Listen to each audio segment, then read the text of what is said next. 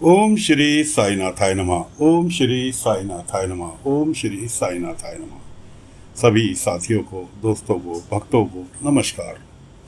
कथा प्रारंभ करते हैं। पिछले भाग में जैसा कि सुनाया था कि बाबा बालक रूप में बड़े हो रहे थे, 8 साल के हो गए, उनका उपनयन संस्कार हो गया। बाबा बोले, सबको पता चला। अब चलते हैं आगे। प्रतिदिन पंडित जी ने देव स्तुति के लिए मंदिर उनको शाम की ड्यूटी लगा दी कि शाम की देव स्तुति आप ही करेंगे आरती के समय।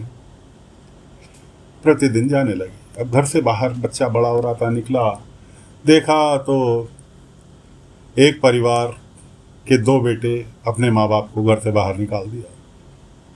कोई बात नहीं। बीच में वो बोला तो उसे झिड़क दिया, कोई बात नहीं जी, वो अपने काम में लगा रहा। लेकिन चिंता उसको बराबर।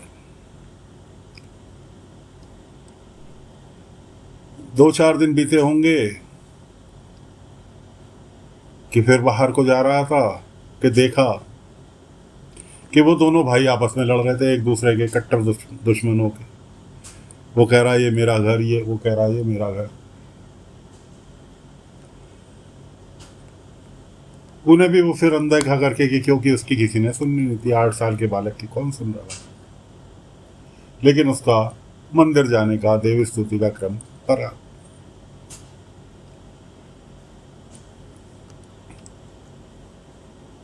लेकिन वहां से वो निकला और जा रहा था देवी स्तुति के लिए, और रास्ते में ही वो इतना विचलित हो गया कि तपस्या में बैठ गया। किसी पेड़ के नीचे साफ स्थान देखकर वहां तपस्या में बैठ गया। मंदिर में जब नहीं पहुंचा, पंडित जी को चिंता हुई कि भाई ये तो हमेशा टाइम से आ जाता, आज क्यों नहीं आया। घर पे देखने के लिए गए, घर पे पूछा, घर पे पता चला कि वो तो गया हुआ मंदिर के लिए। एक आध गांव वाले ने अब दौड़ता हुआ आया, जो कि जंगल की ओर से आ रहा था रास्ते से। उन्होंने कहा, अरे अरे माई, मेरे अन्ना हमारे साथ चलो जरा। क्या हुआ? अरे चलो तो सही, वहीं चल के देखना आप क्या हुआ। देखा तो बालक तपस्या में लीन था और उसके शरीर से ऐसा प्रकाश फूट रहा था जैसे हेलोजन लाइट लगा दी हो, मरकरी लाइट लगा दी हो। और जमीन से लगभग 2 फुट की ऊंचाई पे वो तैर रहा था तपस्या में। जिसने भी देखा उसके हाथ जुड़ते चले गए भक्ति भाव से। जब माई से सहन नहीं हुआ, उसने आवाज दे डाली, बेटा बेटा बेटा। बच्चे ने आंख खोली और वो अपना वापस धरती पर आया। ये सब क्या था बेटा? मुझे तेरा मेरा मार पिटाई, लड़ाई झगड़े, इन सब से, जैसा कि आई आपने मुझे सिखाया है, क्यों करता है इंसान। कि तुम क्या कर रहे थे कि विश्व की चिंता, कि विश्व का कल्याण कैसे हो।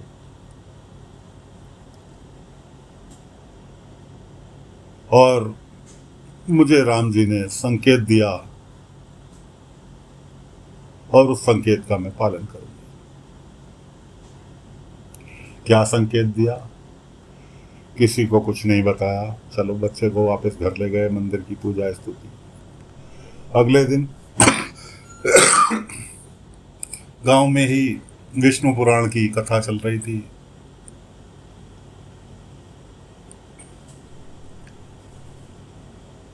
जिन बेटों ने अपने माँ बाप को निकाला था वो बेचारे भीख मांग के गुजारा कर रहे थे।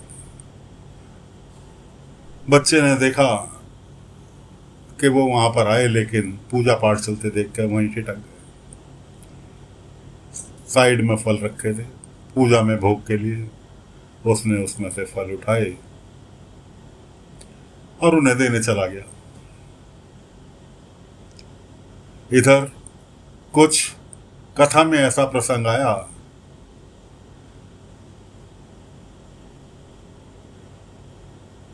कि माई को अपने बच्चे की याद आ गई कि कहाँ गया बेटा। उसे यह ऐसा महसूस होने लगा माई को कि उसके बेटे को कोई ले गया।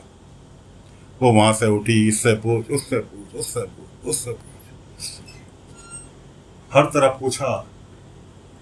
किसी ने कोई जवाब नहीं दिया। इतने में स्वयं बालक माँ के पास कह कि आई मैं तो यहाँ हूँ। कहाँ चला गया था तू?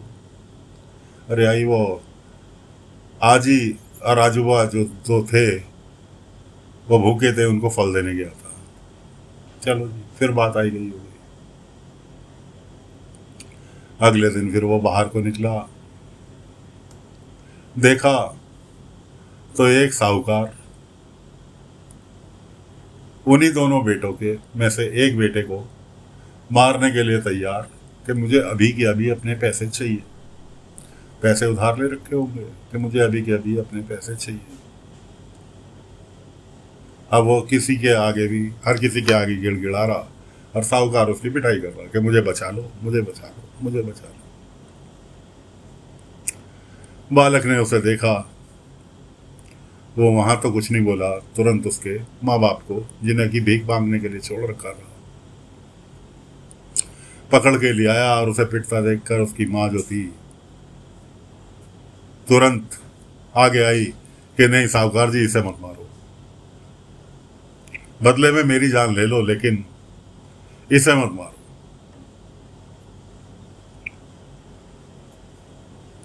गले से अपने मंगलसूत्र एक पड़ा हुआ था।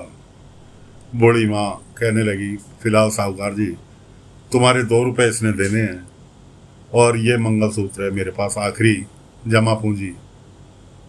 2 रुपए का तो ये बिक ही जाएगा, इसे लो और तुम जाओ, इसे छोड़ो। खैर जी, साहूकार तो चला गया। बालक उसके बेटे से कहने लगा, आखिरकार कल भी लोग देख रहे थे जब तुम अपने माँ बाप को निकाल रहे थे, उसके अगली बार भी लोग बाग देख रहे थे जब तुम अपने दोनों भाई लड़ रहे थे, और आज भी लोग बाग देख ही रहे थे, किसी ने कुछ नहीं करा। काम कौन आया? अपना परिवार, तुम्हारे माँ बाप, जिन्हें कि तुम नकारा समझकर तुमने उन्हें घर से निकाल दिया था कि जाओ काशी विश्वनाथ के मंदिर पे के पास रहो या वृंदावन जाके रहो। तो आखिरकार कौन काम आया? सिर्फ परिवार। परिवार कैसे चलता है? परिवार प्रेम से चलता है।